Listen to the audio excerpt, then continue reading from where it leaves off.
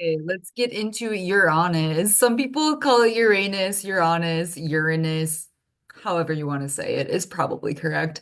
All right, so I say Uranus though, just because I don't really like to say Uranus. I think that's whatever. Do whatever you want. All right, so Uranus, it spins on its side. I think that's the most interesting part about this planet, to be real with you.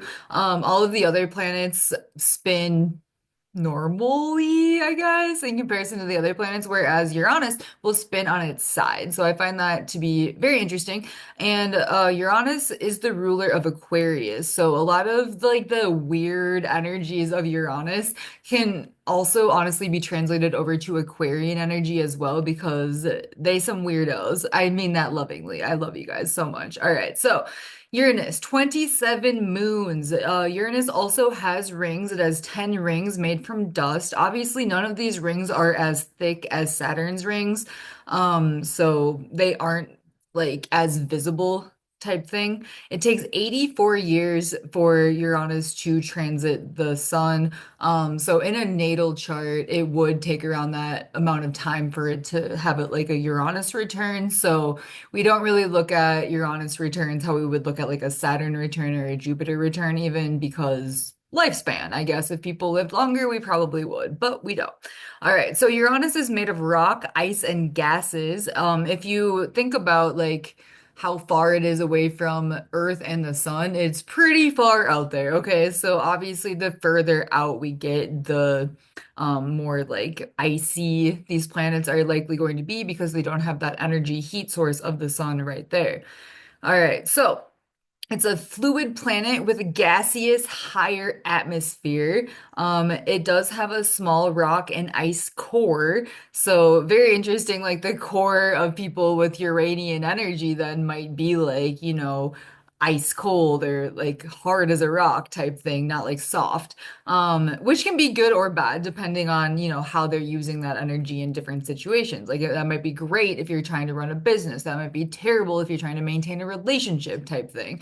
All right, so does not emit as much heat as the other gas planets, which is very interesting. So cooler than all of the other gas planets. All right, so Uranus, when we get into astrology, then it has to do with a lot of really more so like forward thinking or advancement type energies here. So you do see it does rule Aquarius. So when we have Uranus in a natal chart, we can link it up with things like liberation. Again, this is more collective energy, so keeping that in mind as well.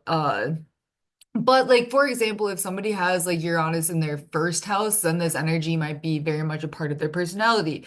Or like Uranus conjunct their sun or something to that effect, right? Whereas if it's in like the ninth house or like the 11th house, it's probably going to play out more not on like so much of an individual level. All right. So innovation, bizarre energy, just like kind of like unpredictable, unexpected. You don't really know like what's gonna happen when either like Uranus is involved. So if you think about that in terms of like transits or like when the moon is conjunct Uranus, so things might happen out of the expected or like not normally that wouldn't normally happen. Astrology can fall under this planet, which is fascinating. So radical truth telling, very future oriented thinking. AI can fall under Uranian rule as well.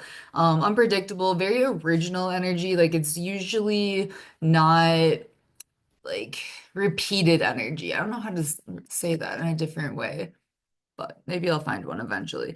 All right. Independence. These people can be fiercely independent. Like, let's say if somebody has Uranus on their rising sign, like they might just be like, I'm just out here doing my own thing and nobody can stop me type thing. Let's see. We also have rebellion.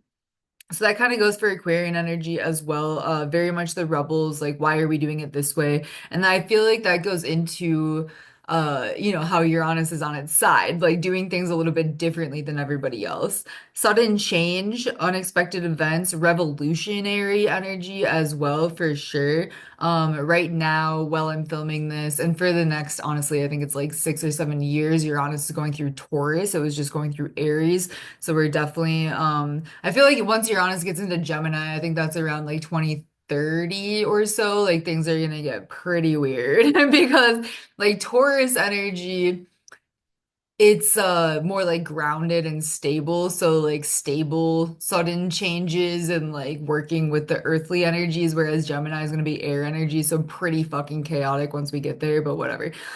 So moving forward, energy rule breaker, like they honestly don't really care about the rules. That Steve Jobs quote, or like that was like on an Apple commercial, like the here's to the crazy ones, like the round pegs and the square holes.